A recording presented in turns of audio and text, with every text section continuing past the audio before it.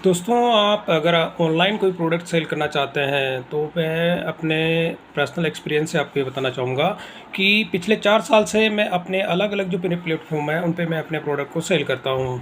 तो यहाँ पर मैं आपको रिकमेंड करूँगा कि जो प्रोडक्ट आप सेल करते हैं तो उसमें मेरी जो कैटेगरी होती है, होम अप्लाइंसेस जो प्रोडक्ट होते हैं, यानी कि होम एंड किचन्स के अंदर जिनका यूज़ ज़्यादा होता है, तो मेरी वो कैटेगरी प्राइमरी है। और इसके अलावा मेरी और भी कैटेगरीज़ हैं, लेकिन मेरे जो मेन प्रोडक्ट होते हैं वो होम अप्लाइंसेस के प्रोडक्ट होते हैं, और उसमें भी स्टेनलेस स्टील के, कॉपर के, ब्रास के।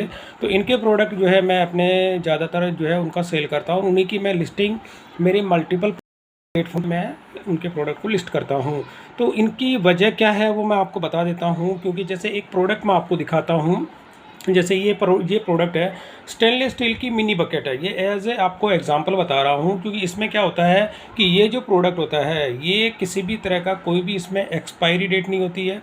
क्योंकि इसमें कोई भी अगर आप दूसरा प्रोडक्ट लेते हैं तो उसमें क्या होता है, मैन्युफैक्चरिंग ईयर के साथ में उसकी प्रोडक्ट की कुछ वैलिडिटी होती है।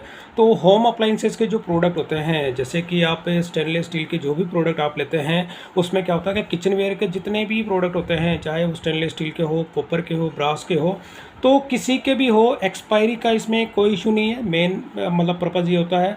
और इसमें क्या होता है कि आपका कोई रिटर्न भी अगर आता है, कोरियर रिटर्न के केस में, इस तरह के जो हेवी वेटेड जो होते हैं, मेटल के जो प्रोडक्ट होते हैं, उनके डैमेज होने के चांसेस बहुत ही कम होते हैं।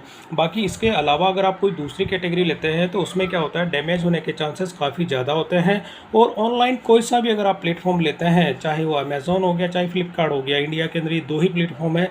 इसके अलावा तीसरा अगर मैं मीशो की बात करूं, रिटर्न आपको हर एक प्लेटफॉर्म में देखने को मिलती है।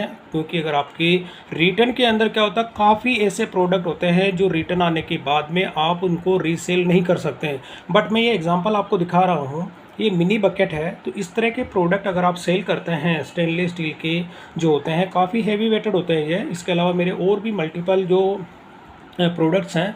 आप अगर मेरी जो स्टोर है ssdigitalindia.com, उस पर आप विज़िट करेंगे तो अप्रॉक्स 500 प्लस जो प्रोडक्ट हैं उसमें आप देखेंगे मेटल के प्रोडक्ट आपको ज़्यादा मिलेंगे। और इलेक्ट्रॉनिक आइटम जो होते हैं वो भी मैं सेल करता हूँ। लेकिन इस तरह के प्रोडक्ट में मेजर इशू क्या होता है कि आपको एक्सपायरी कुछ इसमें नहीं होती है, प्रोडक्ट डैमेज नहीं होते हैं, ख़राब नहीं होते हैं, इनकी पॉलिश वगैरह जो है किसी भी तरह का कोई इसमें इशू नहीं होता है।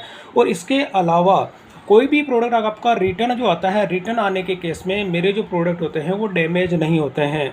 तो क्योंकि काफ़ी ऐसे प्रोडक्ट होते हैं दोस्तों जो कि रिटर्न आने के केस में वो डैमेज हो जाते हैं, और आप उन प्रोडक्ट्स को जो है दोबारा सेल नहीं कर सकते। तो मेरी ओर से रिकमेंड किया जाएगा कि आप स्टेनलेस स्टील के जो प्रोडक्ट होते हैं उन्हीं को आप अपने मल्टीपल प्लेटफॉर्म होते हैं तो उनमें आप सेल करें।